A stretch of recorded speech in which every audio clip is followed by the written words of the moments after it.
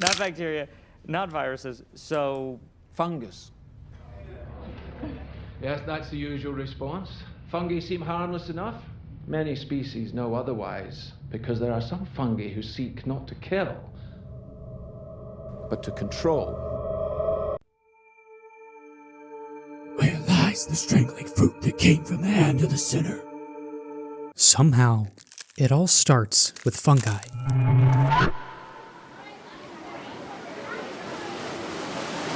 I shall bring forth the seeds of the tent to share with the worms that gather in the darkness and surround the world with the power of their lives. It's in the air, the soil, our words and theirs.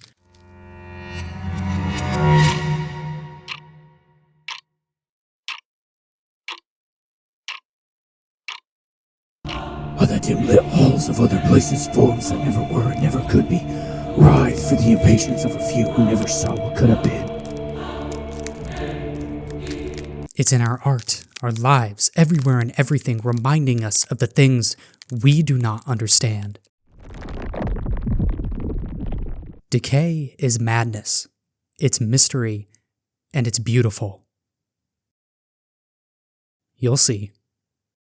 Let me ask you, where do we get this idea? Viruses can make us ill, but fungi alter our very minds.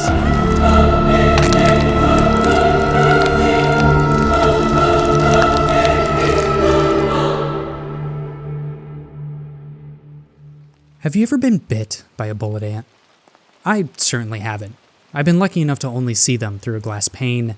There's always that small segment of reading next to it, discussing how their bite is approximately as painful as getting struck by a bullet. They're a formidable foe, but unless you're in an Indiana Jones movie, I wouldn't be too worried about them. That is, until you start to realize that by not seeing them, you are unaware that there is something even more sinister happening deep in the jungle. A carcass of an ant sits on a stem, untouched by its friends, for they know what it carries beneath its shell. It lies dormant until slowly, over the span of weeks, something begins to grow. It takes its time calculating its position. What you don't know is that this growth had forced that ant to climb up the stem to get to the highest point possible. Why? So it can spread as far as it possibly can. This is the Ophiocordyceps unilateralis fungus. Yes, that cordyceps fungus. The number of confirmed deaths has passed 200. The governor has called a state of emergency. Hundreds and hundreds of bodies lying in the streets. Panic spread worldwide after a leaked report from the World Health Organization showed that the latest vaccination tests have failed. The Last of Us, put simply, terrifies me. Sure, it's an intense game. Sure, it revolutionized the way that we look at single-player story games in the 21st century. Sure, the second one was kind of annoying. But what isn't talked about enough is how grounded in reality this game is. Think about the game's title, The Last of Us. It emanates a feeling of helplessness, that the force of this world is truly unstoppable. And that force has created a them versus us. Dear viewer, today I want to talk to you about them. I want to talk to you about why I fear them, why I can't stop thinking about them, and how they are impacting your life more than you think. But before we start our terrifying journey, there is someone you need to meet first. The person who inspired this essay in the first place. Hey guys, I'm Loretta. If you watched FCP's last video on game show hosts, where he covered how drastically the charisma of Caesar Flickerman shapes the Hunger Games narrative, you'll know that he also hosted a game show of his own on his community Discord. Which you should join, link in the description. The prize of that game show? Choosing his next video topic. I'm here with FCP today to talk about something very near and dear to my heart. Fungi. You'll hear my takes throughout this video, hopefully helping you understand why they mean so much to me.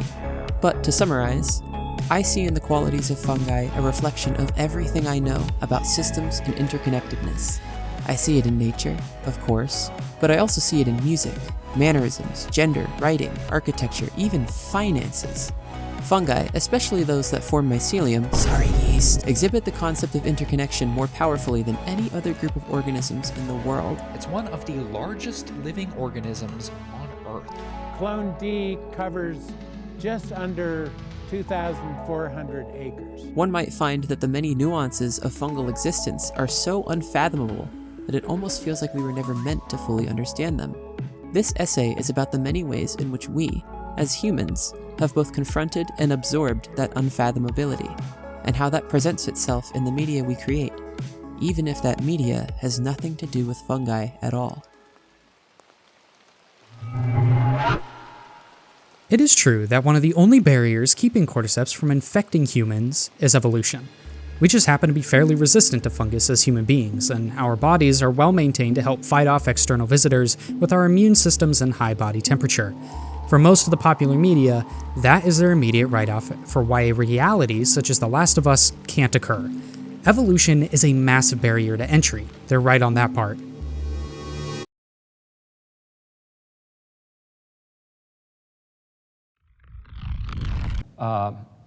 As you know, we may be experiencing climate warming in the coming century. There is pretty good evidence that the Earth has warmed already significantly, and this may continue.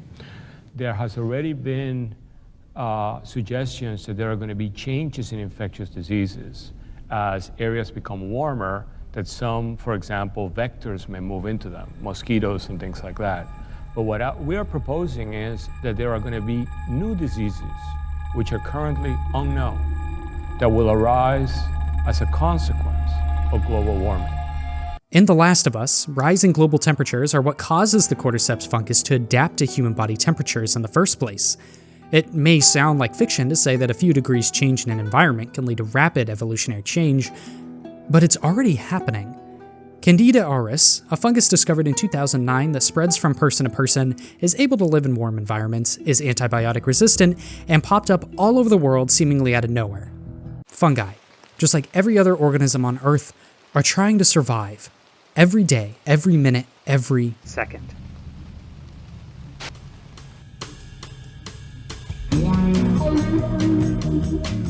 Noita is a personal favorite of mine. It's a game with that signature feel of rot. It's both decaying and beautiful, proving that the two can coexist. At the same time, it's insanely punishing and requires immense dedication from the player. Seriously.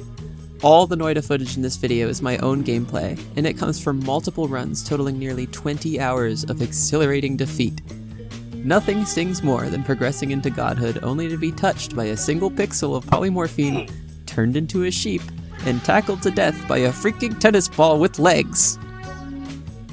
If you do manage to progress far enough, though, you'll notice that the world of Noita is dripping with age and stagnance. This is in large part thanks to the beautiful pixel art structures dotted about the world and the frankly incredible texturing the creators were able to achieve with all of its materials. In addition to the structures themselves, secrets, hidden in a manner I can only describe as sadistically, dwell inside every cranny and crevice, revealing themselves to you as death after death slowly teaches you about the many nuances of this crazy world. Noita feels ancient and unchanging, like a powerful wall filled with crumbling supports. Though it doesn't feel like it at first, you as the player are a force here not to just overcome the wall, but to topple it completely. When Loretta first told me about Noita, I knew immediately that I just couldn't play this game.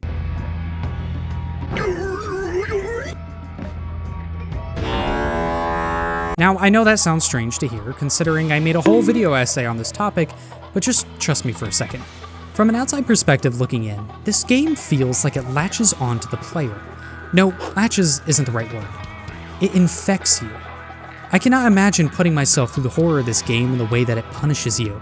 However, because you die over and over again, you are constantly being immersed in Noita's beautiful art design. With each death, you are allowed another unique perspective at its detailed art direction and chaotic animations. I'm not going to talk to you about how it feels to play this game because I simply don't have the mental capacity to try it out. I literally will punch a hole through my monitor. But beyond just looking at its animations, there is something fascinating happening with its music. Fungus isn't just an art style, it sometimes can be the art itself. Did you know that fungi can actually make music?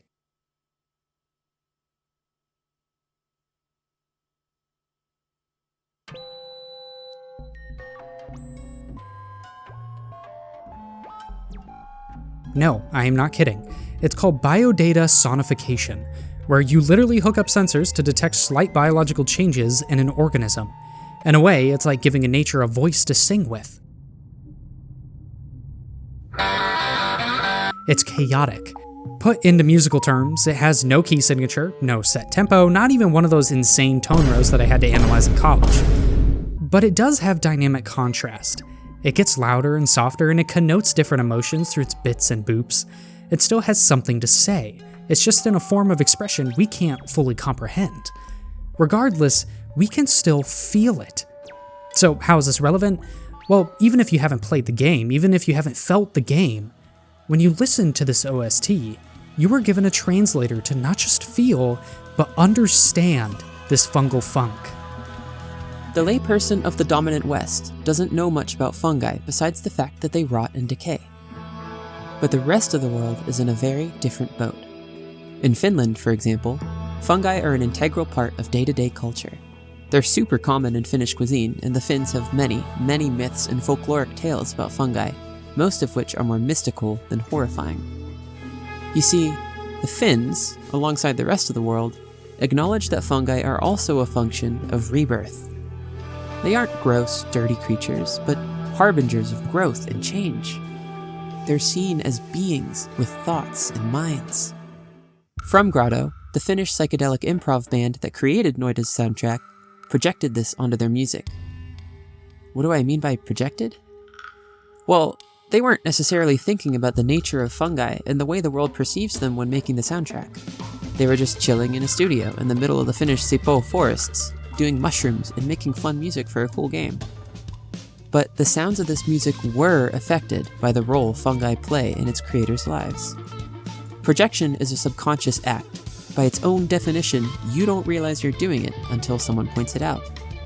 The swoops, beeps, bumps, chitters, screams, grunts, and clacks of this music eerily mimic the noises that fungi make when utilized in this biodata sonification FCP mentioned before. Fungi don't necessarily think, at least not in any way familiar to us, but they do transfer electric and chemical signals throughout their mycelium in a somewhat similar way to our neurons. These pulses, along with repeated reactions to external stimuli, allow fungi to utilize vague memory formation. They're also the pulses biodata sonification picks up on. The noises these signals make are cacophonic and unstable, not following any sort of melody or tempo or consistent dynamics.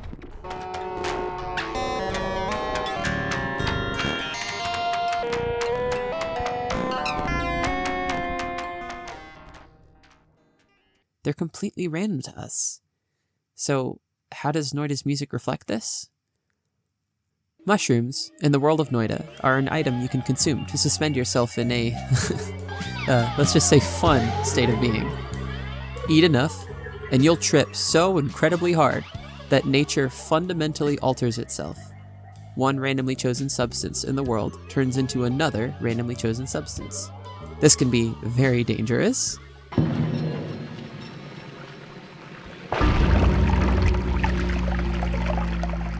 But if the player is holding a substance in their hand, they can exert some form of influence by increasing that substance's chance of being chosen for one side of the transformation.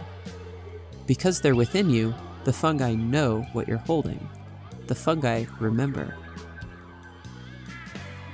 And, passing through the stabilizing filter of the human mind, they can channel their intent into the world via your perception. From Grotto's soundtrack is this filter. They take the sounds of a fungus's awareness and give them a structure that makes them more understandable to us. The rhetoric their music creates forms an auditorily satisfying essay, and its thesis is that fungi are novelty, and novelty is beautiful. It's as though From Grotto are saying, "Here, see? They're speaking a language. Let's translate their voices for you." And their voices are telling you to grow, to progress, to circumvent yourself over and over until you've reached a form that can't help but be change wherever it goes. From Grotto, in revealing the voice of the most powerful force in nature, loudly and dynamically divulges the secret to becoming that force yourself. But what do we, as actual people, not pixelated witches, make of the knowledge imparted upon us by this voice? Is it something we could ever hope to understand? Isn't a lack of understanding exactly why so many people around the world fear fungi? Surely if we just study them enough, everything will start to make sense, right?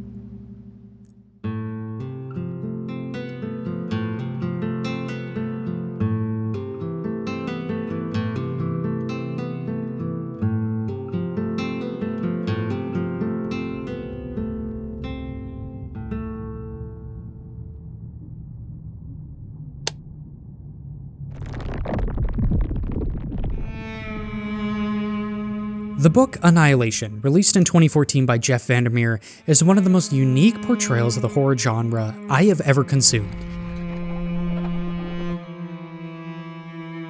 The story follows a first-person account of the Biologist, a nameless protagonist who is sent into Area X, a bizarre coastline in the United States that has seemingly regressed back into the clutches of nature. Its size is unknown, its inhabitants are unknown, its effects are unknown, and it just appeared one day with no explanation. An invisible barrier surrounds it, and those who have entered almost never came back out. Annihilation is a story where humankind is now thrown to the bottom of the food chain again, not from a monster or a killer, but from hubris. As the reader, the sensations I experienced reading this story can be described in one word in two different contexts. That word is breathtaking. What Vandermeer does so eloquently in the story is balance the beauty of nature with the terror of discovery. Every syllable, vowel, and punctuation is plucked from a spiderweb of interconnectedness. It's as if the words themselves were dug up from beneath the dirt. We see this world through the eyes of a biologist, someone in tune with nature. It's breathtaking in a sense that nature is everywhere and everything in Area X. It's breathtaking in a sense that the man-made structures here have now been turned into almost sacred locations. And it's breathtaking that the further you discover, the more you realize this place will kill you because of your evolutionary ignorance. Jeff Vandermeer is a science enthusiast. He lacks any full degrees on the subject, but his career has remained adjacent to science and scientific critique his whole life. He, as a non-scientist, understands more than most non-scientists all of the little intricacies that lie in the scientific method. He's obsessed with the way that science changes over time and reworks itself to alter and adapt with our growing understanding of the world. Yet he also understands that science is fundamentally unknowable.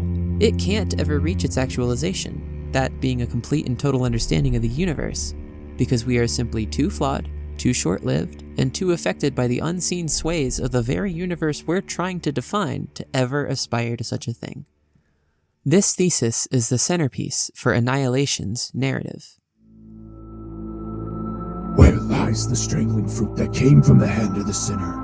I shall bring forth the seeds of the dead to share with the worms that gather in the darkness and surround the world with the power of their lives, while from the dim-lit halls of other places forms that never were and never could be rive for the impatience of the few who never saw what could have been. Area X is an eldritch, formless entity, a field of change and reflection that, when entered, immediately begins to shuffle every aspect of your being with the aspects of those around you. Your mind changes, your fears are manifested, and your life is reflected in the millions of others also within Area X. The story of Annihilation revolves around the biologist's attempt to form an understanding of what Area X actually is, joined by 3 other team members whom she gradually begins to find as fascinating as the environment around her. In the black water with the sun shining at midnight, those fruits shall come ripen in the darkness of that which is golden, shall split open to reveal the revelation of the fatal softness of the earth. One of the places they find there, an unnatural spiral staircase into the ground the biologist calls the Tower, is home to a creature she also creatively dubs the Crawler. This creature is an ambiguous amalgamation of flesh and fungus, containing at least one human, and also containing the alien influence that originally formed Area X. The Crawler scribbles scripture-like prose into the walls of the tower. The words, written in fungal fruiting bodies, share a mystifying idea that the biologist has become obsessed with understanding. It airs on the religious, likely because one of the people assimilated into the Crawler was the lighthouse keeper, who used to be a pastor. All shall come to revelation and to revel in the knowledge of the strangling fruit. and the hand of the sinner shall rejoice, for there is no sin in shadow or in light that the seeds of the dead cannot forgive. And there shall be in the planting, and the shadows of grace and of mercy, from which shall blossom dark flowers, and their teeth shall devour and sustain, and herald the passing of an age. That which dies shall still know life and death, for all that decays is not forgotten and reanimated. It shall walk the world in the bliss of not knowing. And then there shall be a fire that knows the naming of you, and in the presence of the strangling fruit, its dark flame shall acquire every part of you that remains. When I first read this section of the book, where the biologist had found herself at the bottom of a tower shrouded in mystery and religious abstraction, I found it breathtaking how she noticed that the words themselves were alive. To help keep my mind off of the horrific setting, I focused on what the words were made of: fungus. The words were interconnected, as if Mother Nature herself composed an amalgamation of terror that would speak the same language as humans. To decipher this block of text is a monumental task. However, I believe that the first few words offer us a cipher to reveal the meaning of the rest. Where lies the strangling fruit that came from the hand of the sinner? I shall bring forth the seeds of the dead to share. If we can understand what the strangling fruit is, the rest of this paragraph starts to make sense. I believe that this fruit is ignorance, specifically humankind's, or the hands of the sinner. But this creature, this deity writing these words, says that they will, quote, bring forth the seeds of the dead to share, and then reveal the revelation of the fatal softness in the earth. I believe that these seeds of the dead that will bring us to revelation, to an understanding of nature, is the same as what it is being used to write this message in the first place. Fungus. If you made it this far in the video, you have come to an understanding that fungus is one of the most mysterious and intricate aspects of nature. In the context of Annihilation, fungus serves as the bridge between reality and science fiction, where a sacred piece of writing composed by a monster still doesn't feel entirely alien because the ink used is something we have in our backyards. Fungus is the cipher, and when taken into context with the rest of the writing, it starts to make sense.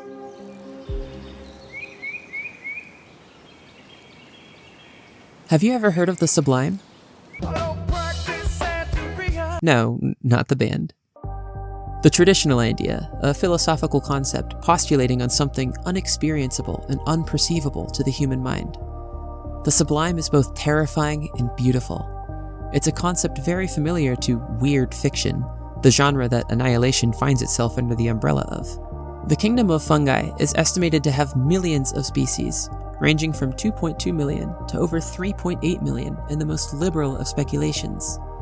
Based on how many species we've already observed and how many more there are to go, we're probably not going to identify all of the fungal species within several lifetimes from now, if ever. They have constantly fluctuating sexual forms and reproductive strategies such that there are likely species in existence today that won't be in existence anymore by the time we would have discovered them. Those fungi will simply remain out of our perception, forever. Only pieces of them are comprehensible to us, and we're likely to never quite fully understand all their machinations. Seriously, our cultivated body of work involving fungal research goes back almost 50 years and then some, around the time we started acknowledging the fungi as their own kingdom.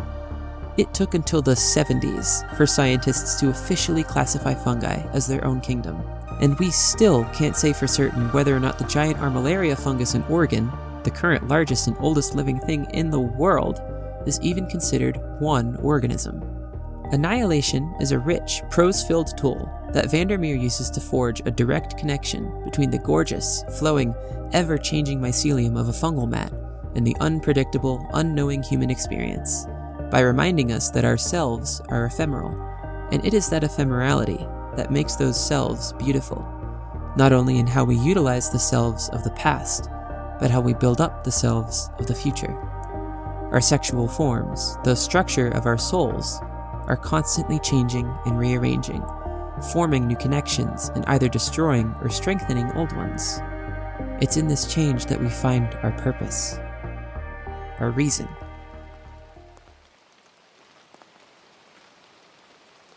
Surprisingly, the most terrifying aspect of what happens to those bullet ants for me anyway, isn't actually the fungus growing outside of their bodies. It isn't the mind control capabilities of a fungus that feels alien, or even the way it spreads to other ants like a disease. It's this section in the article What's Up with Zombie Ants, published in 2024 by the Science section in the Library of Congress. Quote, "The exact biological mechanism that leads to the change in ant behavior is not well understood at this point. Researchers have found that the fungus seems to act on the ant's muscles directly rather than through the brain. When researchers set out to investigate the spread of O. unilateralis throughout an infected ant, they found fungus in every part of the ant's body except for the brain. The fungus grew around the brain, but seemed to be careful to not obliterate the ant's central control system. Researchers have found that the fungus releases a variety of chemical compounds, but exactly how these work to manipulate behavior remains a topic for further investigation." End quote. In other words, the ant was likely aware that it was being controlled. Knowing this fact, imagining myself in the role as Joel or Ellie or basically anyone in The Last of Us' universe, everything has more weight to it. From the fungal spores on the walls to the dramatic QuickTime events. With each passing character's death, we know that they are still awake for all of it.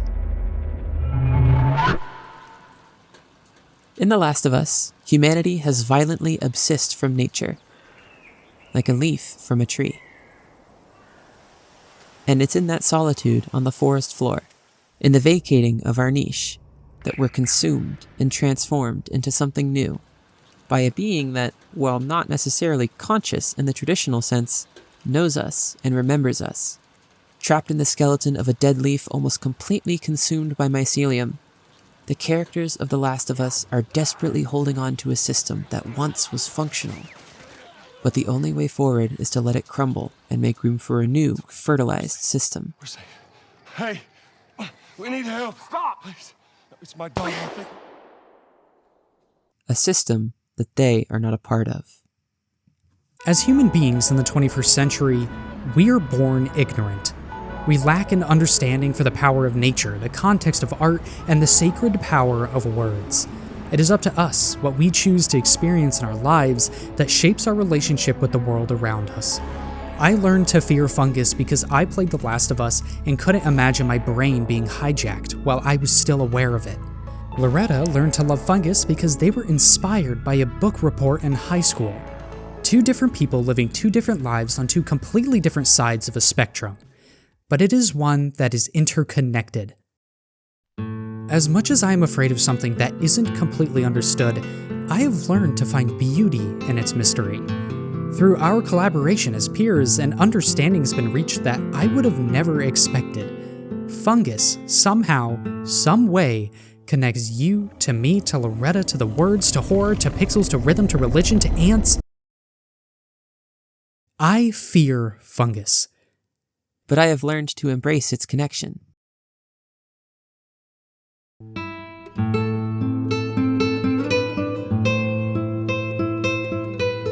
A huge thank you to Loretta for not only changing my mind about fungus, but also being included in this video and being such an active community member for this channel. I want to shout out their website and their Instagram in the description below, especially because they are working on a novel right now that might be interesting to some of you out there. As you can tell, they're a fantastic writer. So please, make sure to visit their links in the description and go support Loretta. They are an amazing person and have done amazing work on this essay. Speaking of which, come join our Discord server. We have monthly events and we are always looking for new people. Link in the description. Now, go watch some of my other videos. They're not related in any way, and oh, also I'm live streaming now, so come check one of those out. You know, it is an exciting time to be a member of this community. Okay, anyway, bye.